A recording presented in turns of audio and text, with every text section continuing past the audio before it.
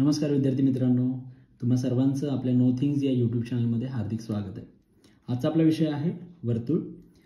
याआधी आपण वर्तुळ भाग 1 हा विषय अपलोड केलेलाच आहे आपल्या चॅनलवरती, तुम्ही तो बघू शकता। आज आपण वर्तुळ या विषयाबद्दल त्याच्या पुढचं राहिलेले जे काही बेसिक अजून आहे वर्तुळ या विषयावरचं ते आपण या व्हिडिओमध्ये कव्हर करणार आहोत। चला तर मग विना विलंब व्हिडिओला सुरुवात करूयात।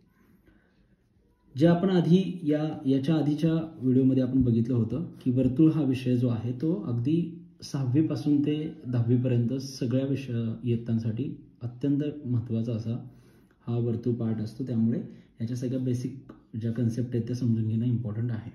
ठीक आहे, तर आज आपण सुरू करतोय की जर वर्तुळामध्ये काही वेगळ्या किंवा अन्य भौमितिक रचना जर आल्या तर त्यांचे नियम कशा पद्धतीने बदलतात। जसं की आपण पहिल्यांदा बघूयात की हा केंद्रबिंदू आहे, हा परिघ आहे, हे सगळं आपलं बेसिक झालेलं आहे।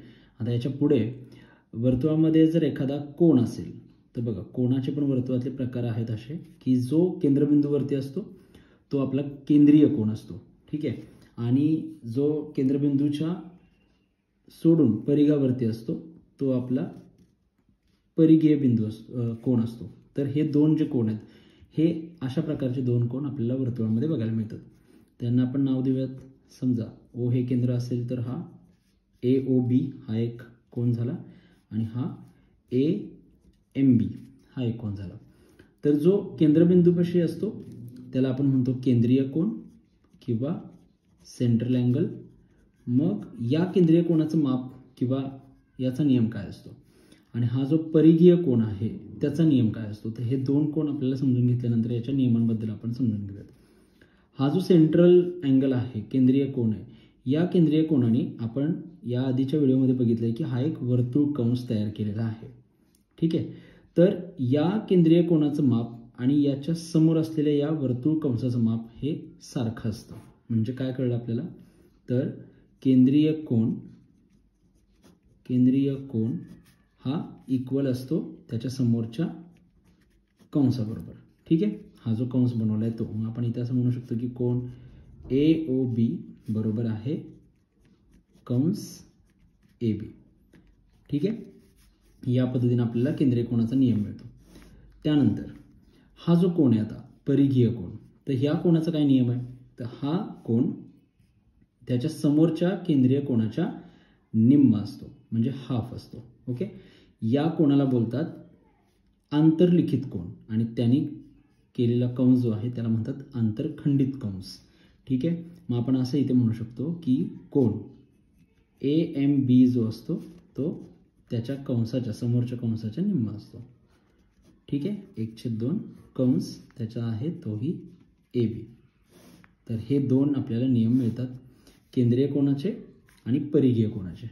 ठीक आहे, या पद्धतीनं आणखीन एक नियम आपल्याला मिळून जातो। त्याच्यानंतर याच्या पुढे आपल्याला हे समजून घ्यायचं आहे की जर दोन वर्तुळ परस्परांना जर स्पर्श करत असतील तर स्पर्श करत असताना एकतर या पद्धतीने ते करू शकतात, म्हणजे बाह्यबिंदूतून करू शकतात। ठीक आहे, बाह्यबिंदूतून जर स्पर्श केला तर त्या दोघांच्या केंद्रबिंदूंमधलं जे अंतर असतं ते अशा पद्धतीने त्यांच्या दोन त्रिज्यांची बेरीज असते। म्हणजे ही एक त्रिज्या आहे OA आणि ही AM। तर मग ह्या दोन केंद्रबिंदूमधलं अंतर ह्या काय असणार आहे, OA अधिक AM। आणि जर का समजा दोन वर्तुळ परस्परांना अंतर्भागातून स्पर्श करत असतील तर मग त्यांच्या केंद्रातलं जे अंतर असतं ते आपण काय करणार आहे, ह्या मोठ्या म्हणजे यातून आपण हे जे आहे OA त्यातून AM जे आहे किंवा MA जे आहे ते मायनस करणार आहे। म्हणजे ज्यावेळेस वर्तुळ एकमेकांना बाहेरून स्पर्श करतात तेव्हा त्यांच्या केंद्रातलं अंतर त्रिज्यांची बेरीज असते आणि ज्यावेळेस वर्तुळ एकमेकांना आतून स्पर्श करतात तेव्हा त्यांच्या केंद्रातलं अंतर हे त्या त्रिज्यांचा फरक असतो किंवा त्यातलं वजाबाकी असते। हा एक नियम आपल्याला समजून घेतला पाहिजे। त्याच्यानंतर जो आपण पुढे बघतोय की समजा एखाद्या वर्तुळामध्ये जर चौकोन आपण काढला, ओके, जर चौकोन काढला तर तो चौकोन जो आहे तो चक्रीय चौकोन म्हणून आपल्याला समजून घ्यावा लागतो। तर याला बोलतो आपण चक्रीय चौकोन। समजा आपण याला नावं दिली तर हा जो चक्रीय चौकोन आहे ABCD ह्याचा नियम असा आहे की या चक्रीय चौकोनाचे जे समोरासमोरचे कोन असतात, हा कोन याच्या समोर हा कोन, हे दोन्ही कोन कसे असतात, पूरक असतात. पूरक म्हणजे सप्लिमेंटरी. म्हणजे समजा तर कोन DAB अधिक कोन DCB बरोबर 180 अंश, याला म्हणतो आपण सप्लिमेंट. म्हणजेच की हा अँगल प्लस हा अँगल हे दोघांचे ॲडिशन होणार आहे 180. सेम तसंच हा आणि हा सुद्धा 180च. तो हा एक नियम आपल्याला मिळून जातो. म्हणजे angle ADC plus angle ABC is equal to 180 degree. अशा पद्धतीने आपल्याला हा एक नियम मिळून जातो. हा एक तुम्ही समजून घ्यायला पाहिजे की जर वर्तुळामध्ये जर चौकोन तयार होत असेल आणि त्याचे पूर्ण चारही शिरोबिंदू जर वर्तुळाच्या परिघावरती असतील तर अशा चौकोनाला आपण चक्रीय चौकोन म्हणतो. आणि चक्रीय चौकोनाचे मग हे जे समोरासमोरचे अपोजिट अँगल्स आहेत ते अपोजिट अँगल कसे असतात, त्यांचे ॲडिशन 180 असते. म्हणजेच ते सप्लिमेंटरी असतात. ओके. याच्यानंतर आपल्याला जीवांचा सुद्धा जो नियम आहे तो आपल्याला समजून घेतला पाहिजे. तर जीवांमध्ये सुद्धा जसं की आपण बघितलं की जीवा एकरूप असतील, जीवा जर एकरूप असतील तर त्यांनी बनवलेले जे कंस असतात ते कंससुद्धा एकरूप असतात. हे आपण आधीच्या आपल्या व्हिडिओमध्ये बघितलेलं होतं. ठीक आहे. पण जीवांच्या आंतरछेदनाचा एक नियम आपल्याला बघायचा आहे. तो बघा, जीवा ज्यावेळेस एकमेकींना या पद्धतीनं अशा एकमेकींना जेव्हा छेदतात तेव्हा समजा ही AB आणि ही PQ या दोन जीवा आहेत ज्या एकमेकींना आतमध्ये छेदतात. अशा वेळी या दोघांचं ज्यावेळेस आपल्याला गुणोत्तर मिळतं ते असं की, आणि हा छेदनबिंदू त्यांचा जर O असेल तर AO गुणिले OB बरोबर PO गुणिले OQ. हे एक आपल्याला जीवांच्या आंतरछेदनाच्या नियमानुसार आपल्याला हे मिळून जातं.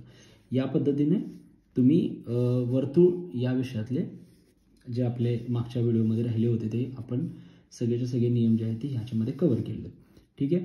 तर याच्यावरतीच आपल्याला अगदी 7वीपासून ते 10वीपर्यंत तरी किमान याच सगळ्या गोष्टींवरती आपल्याला प्रश्न वारंवार येत असतात.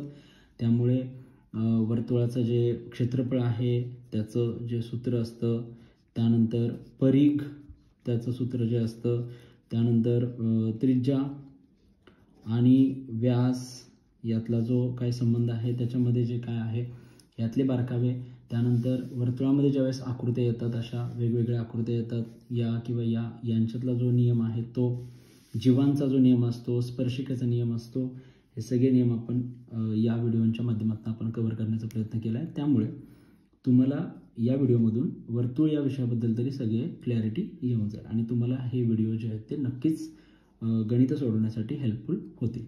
पुढच्या व्हिडिओमध्ये आपण याच्याच सारखे म्हणजे वर्तुळाचेच गणितं कशी येऊ शकतात त्याच्यावरती आपण पुढचा व्हिडिओ बनवणार आहोत. तेव्हा हे दोन्ही व्हिडिओ अत्यंत महत्त्वाचे आहेत बेसिक समजण्यासाठी. तेव्हा तुम्ही तुमच्या मित्रांना किंवा इतर सर्व गरजूंना ते तुम्ही शेअर करा आणि व्हिडिओला आपल्याला लाईक करा, सबस्क्राईब करायला विसरू नका आणि बेल आयकॉन दाबा. म्हणजे इथून पुढचे जे काही व्हिडिओचे नोटिफिकेशन आहेत ते तुम्हाला मिळून जातील. धन्यवाद.